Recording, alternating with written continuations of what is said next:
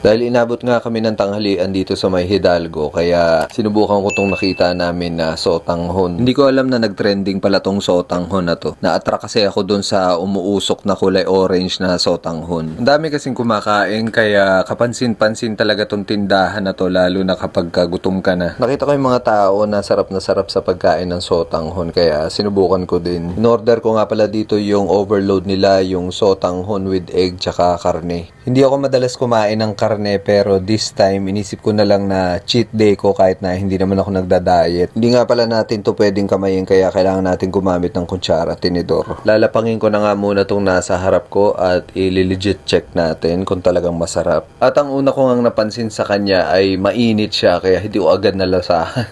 Pero sa totoo masarap talaga yung sotanghon, kaya siguro maraming kumakain dito. At saka naisip ko na pwede ko pala tong ipaluto sa bahay. Medyo nabitin kasi ako sa bowl na to, kaya gusto kong magluto rin ito sa amin. Kapag nadaan nga pala kayo dito sa may Hidalgo Street sa Quiapo, try nyong dumaan dito kay Nanay Rosa. Tikman nyo din tong sotanghon na to at baka sakaling mabago yung buhay nyo. At saka baka sakaling maabutan nyo si Tanggol dito, makasabay nyong kumain. Kita nyo naman na puno na yung lamesa, pero ang dami pa ring tao sa likod na naghihintay. Meron din nga pala sila dito mga dessert, at kung mahilig kayo sa mga panghimagas, hindi na kayo lalayo. Ito na nga't pinapawisan na nga ako dahil naubos ko na yung isang bowl ng sotanghon. Pero syempre meron yung partner na inumin, itong mahiwagang gulaman. Meron naman silang budget meal dito, kaya kahit na 50 pesos na lang yung pera mo, makakakain ka pa rin dito. Pagkatapos pala namin kumain, tumayo na kami agad. Tapos saka pa lang kami nagbayad nung matapos na kaming kumain. Kaya kung balak mo tumakbo dito, wag mo nang subukan. Dahil nga mga batang Quiapo sila, sanay sila sa habulan.